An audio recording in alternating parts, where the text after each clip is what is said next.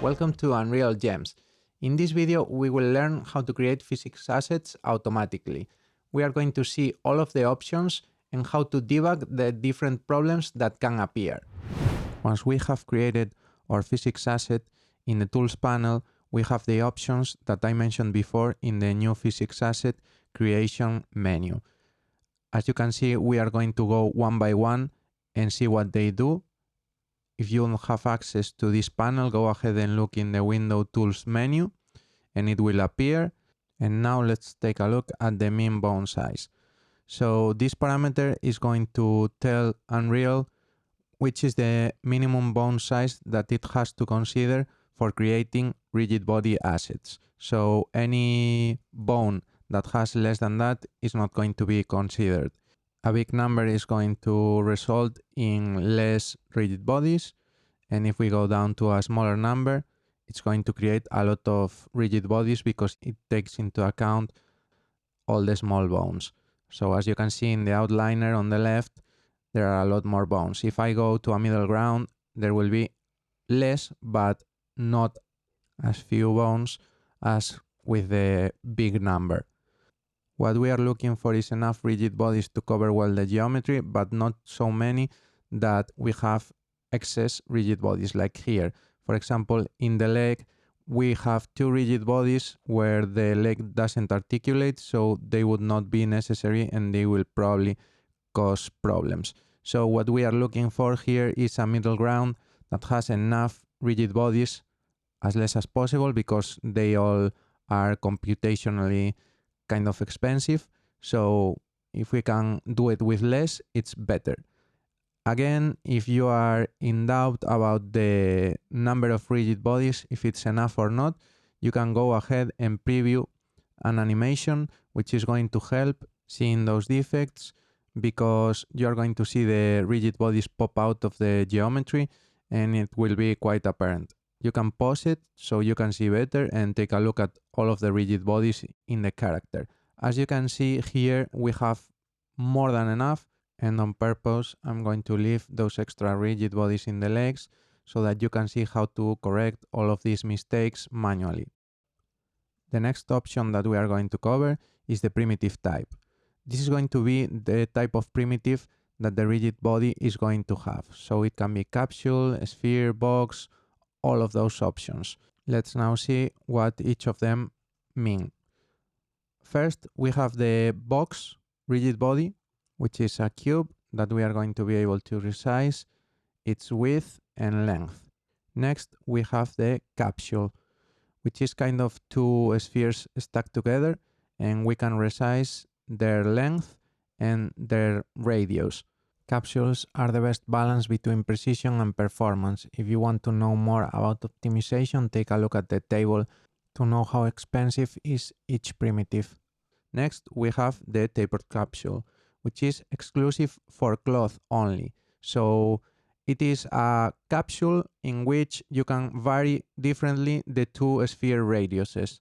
So that's why you can get those cone shapes, and that's why it's useful, for example, for legs when you are trying to do cloth simulation.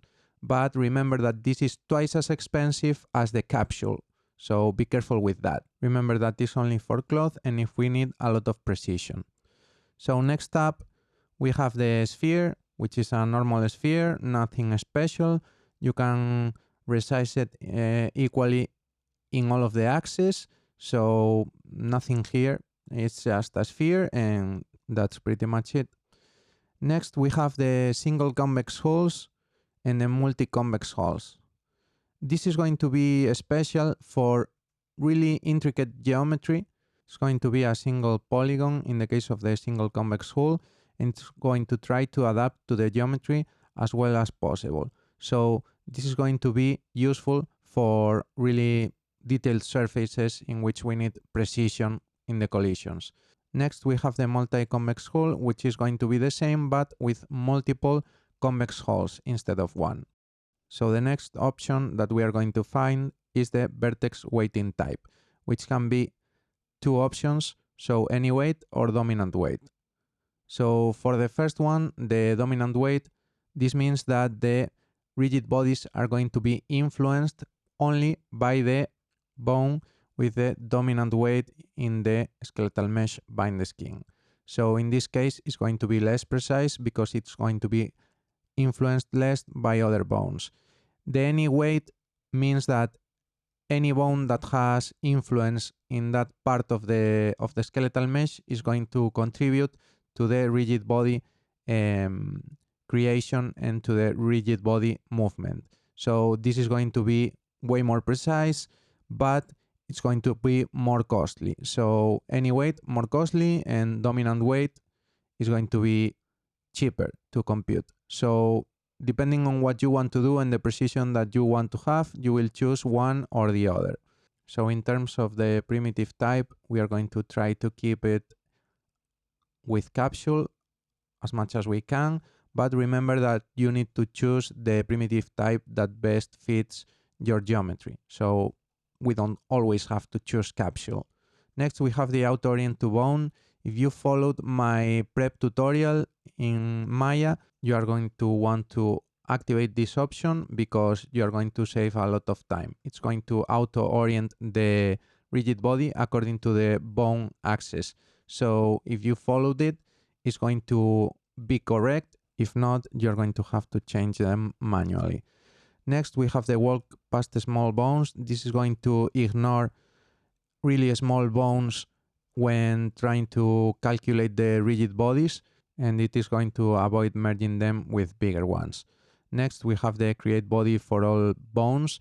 This is going to create rigid bodies for all bones in the skeletal mesh, and you can check it if you want to. In this case, since there are twist bones and lots of bones that we don't want to, we are not going to activate it. Next, we have the disable collisions by default option. This is going to disable collisions between rigid bodies by default. This can be good because if they collide with each other, they can explode and give you lots of problems, weird problems that are difficult to diagnose. So you can add the collisions that you need later by choosing this option. So I leave it to you to decide, but I like to have it activated. Okay, so next we have the advanced options, which is going to be the mean well size and the hole count and the max hole birds. The mean well size is going to be that we are going to ignore bones that are smaller than that value. So if you make it really small, it's going to be very precise but more costly, and bigger values are going to be less precise but more performant. So I leave it to you to decide, but in my case I'm gonna leave it at default because I find that it works quite well.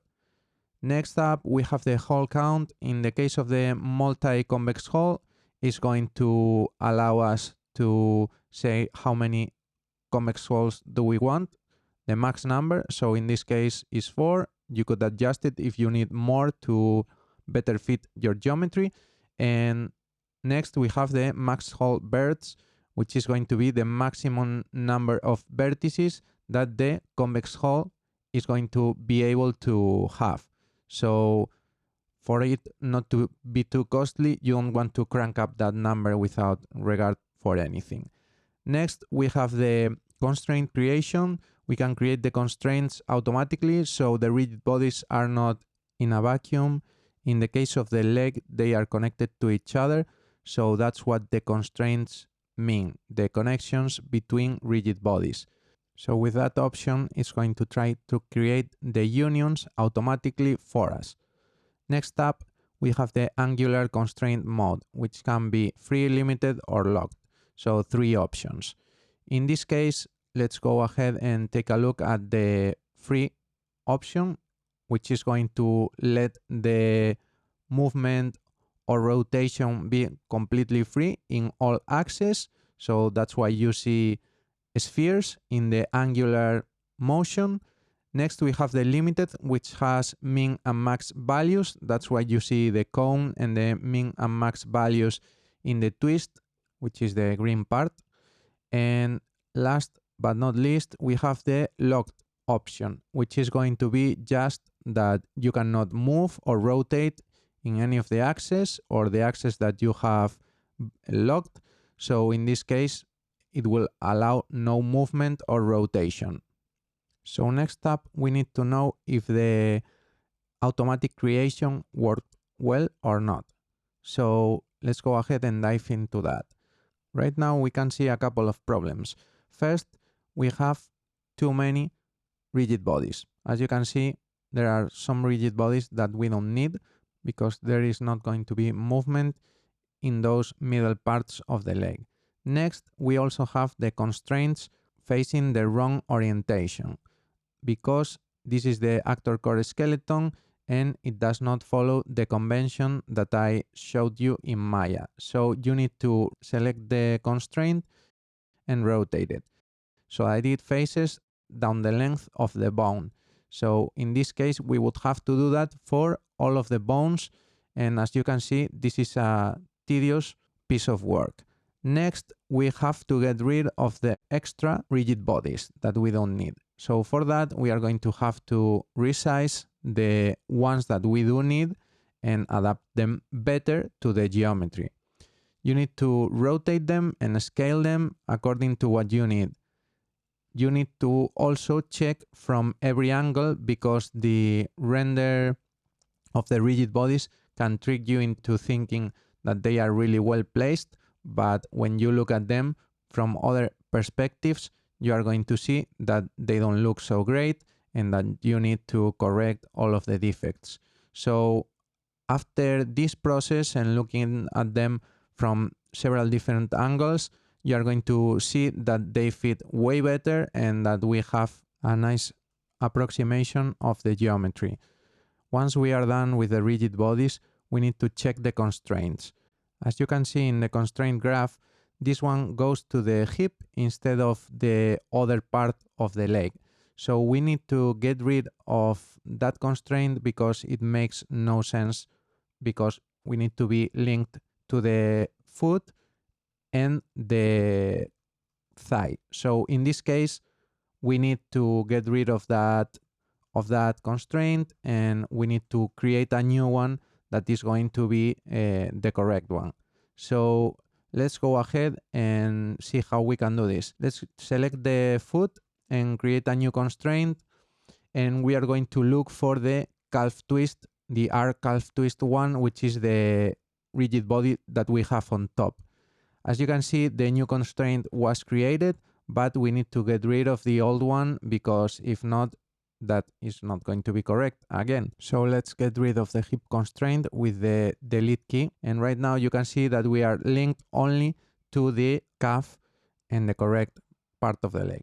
So with that, you can see that the constraint was created with free rotation, free angular movement, and that can cause problems. So we need to select it and move it so it stays on the right position, which is connecting it to the foot. So in this case, we need to set to limited and displace the constraint, because if not, we are going to have problems when the constraints are not correct. They don't have the correct orientation and they don't have the correct position, because as you could see, the constraint was way more up than it needed to be. We now need to do the same for the top part of the leg. So in this case, we need to choose the constraint that we have to the hip and we need to get rid of it. And next we have to create a constraint from the calf twist to the thigh twist. So in this case, that's what you see. Again, the constraint is created in the wrong place. That's going to cause problems if you don't fix it. It's free again in terms of angular movement. So we are going to need to make it limited so we don't have problems. And we need to again rotate the constraint so it faces the correct direction. So down the length of the bone. And with that, we have more or less fixed the problems in our legs. Again, there are still more bones in the legs that are extra and that we don't need. And the head, we would have to resize it and so on and so forth. But I wanted you to see the way that you can fix all of this. But if I did it for all the skeleton, it would take forever. So we are going to do it manually in the next video. So let's go ahead and try to simulate, which is what I would have to do if the process was finished. We have it up there in the toolbar and we have several options like no gravity simulation, but let's simulate first. As you can see, there are lots of problems with the ragdoll because we have used twist bones for the rigid bodies, which will cause problems. So as you can see, we had a lot of work ahead of us if we wanted to fix the results of the automatic rigid bodies. If you click again on simulate, you are going to go back to the edit options. And if you use no gravity simulation, this is a great way of debugging the ragdoll, because you should not see, like here, movement when there is no gravity and you are not pushing or pulling the rigid bodies. That you can do with the right button of the mouse and control. So you hold control and you move the mouse with the right button clicked, and you are gonna be able to apply forces to the different rigid bodies. As I mentioned before, you should not see, I repeat, you should not see any movement if you have gravity deactivated. If you do, it means that there is a problem and that you may have the constraints on the wrong positions, wrong orientations, wrong limits, etc, etc, etc. We will dive deeper in the next video and see what all of this means, and you are going to see a couple of examples so that you can tell when things are working and when things are not. Another important thing that we need to mention is that we can select with Ctrl A all of the rigid bodies, and then we need to change a key option in the settings of the rigid bodies. So that key option is going to be physics type. So depending on what you choose, the rigid bodies will be simulated or they will follow the bones. So we have three options: the default one, which does the same as the parent of the rigid body; kinematic, which follows the bones of the skeletal mesh. In our case, we are going to choose kinematic because we don't want them to be simulated. We want them to follow the bones and collide with the hair and other things that are going to be simulated. So in this case, we are choosing kinematic because of that. But in the hair, we would choose simulated instead of kinematic. Why? Because we want to simulate the physics of the hair and we don't want it to follow the bones that we have created in Maya or in our DCC. In that case, we would choose simulated. So next, when you choose kinematic, you're going to see a lock appear in the skeleton tree, and in the graph, you're going to see the rigid body in red. In terms of the simulated ones, you are going to see that they have three dots, three green dots and a circle. And in terms of the graph, they are going to appear, as I mentioned before, green. So with one glance, you can tell which type it is easily. Okay, next we can show all of the bones. So if you want to create, for example, new rigid bodies or constraints, you can do it from there. And we can also show, for example, the constraints, which by default are not shown. And with that, you have all of the info in the skeleton tree. This is really useful because you can see what bones the constraints link and so on and so forth with one glance, and you can select them in the skeleton tree. That is quite handy. Next, we have the bodies options in the viewport. You can choose only the selected solid and you will only see the selected rigid bodies. That is cool for resizing them and moving them, because sometimes you can see too many rigid bodies and they cover each other. You can also switch to wireframe, which sometimes it is also less intrusive and you can see better what you are doing. And we have different modes for simulate and for the editor. So as you can see here, I had wireframe for the editor and I had solid for the simulation. So you can see that you can switch independently, and that is also quite cool. Other important thing is that if you, for example, enable collision in these two rigid bodies, so if you have collisions in your rigid bodies between them, if you select one, you're going to see in blue the selected one, and in purple, you're going to see the rigid bodies that have collisions. In white, no collisions. So with one glance again, you are able to see which bodies you can collide with, and you have to be really careful because if they are into each other or crashing from the beginning, you are going to have trouble, things can explode, and you have to be extremely careful with that because it's a source of lots of problems that are difficult to debug because you don't really know why things are doing what they are doing. So with this, you can tell quickly if they are colliding or not and if that can be a problem or not. So this is a really handy tool also for debugging and making sure that things are correct in the rigid body setup and in the constraint setup. Well, so that's it for this video. As you can see, there were a couple of problems, but nothing we cannot fix later. In fact, we are going to learn how to create the physics asset completely manually so that you can avoid all of these mistakes. I hope that the video was useful to you, and if that is the case, go ahead, like and subscribe, and we'll see each other in the next videos of the series. Huge shout out and thanks to all my Patreons. As you know, making these videos takes a ton of time and effort because I research in depth all of the topics that I cover. So if you want me to keep making awesome stuff, consider supporting me on Patreon.